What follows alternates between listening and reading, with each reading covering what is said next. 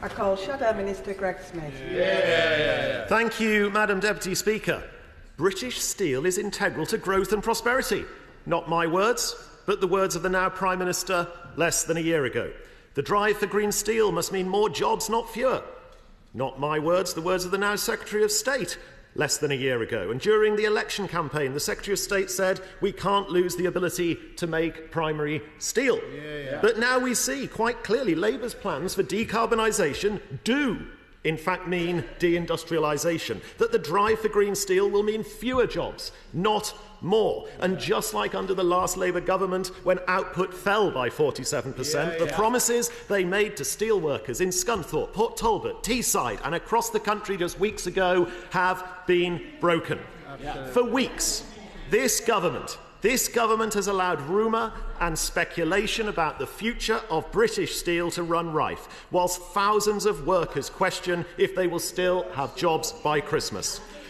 Quite to the contrary of what the Minister said when we were in government, we worked to deliver a more sustainable, long-term future for the steel industry across the United Kingdom, including in Wales, through our £500 million commitment to building an electric arc furnace in Port Talbot. Now we risk being the only G7 economy without the ability to produce virgin steel.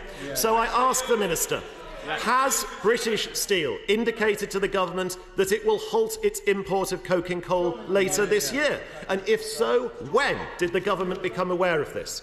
Are they committed to seeing electric arc furnaces in Scunthorpe? What discussions has she had with the owners of British Steel about the possibility that they may switch to foreign imports from China to fulfil their supply chain obligations here in the United Kingdom?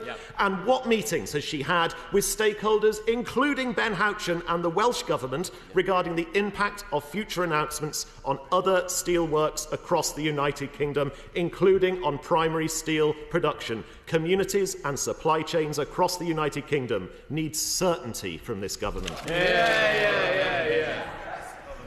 Thank you, Madam Deputy Speaker. It's hard to know where to begin responding to that.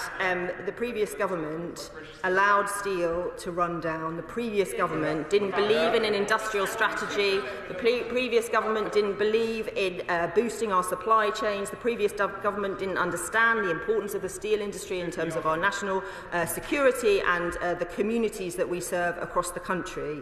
This government does understand the importance of steel. That's why we are committing £2.5 billion from the National Wealth Fund on top of the £500 million set aside for Port Talbot, and we will be developing a strategy that will enable the steel industry to grow.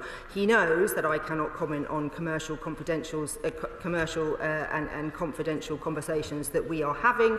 I can reassure him, however, that we are talking regularly with British Steel, that we are talking regularly with Tata, that we are in deep negotiations with them, that we are talking with the local community, that we are involved with the trade unions, something that the previous government didn't believe in but suddenly seems to think is important, and that we will get the best deal for the workers and for the steel industry.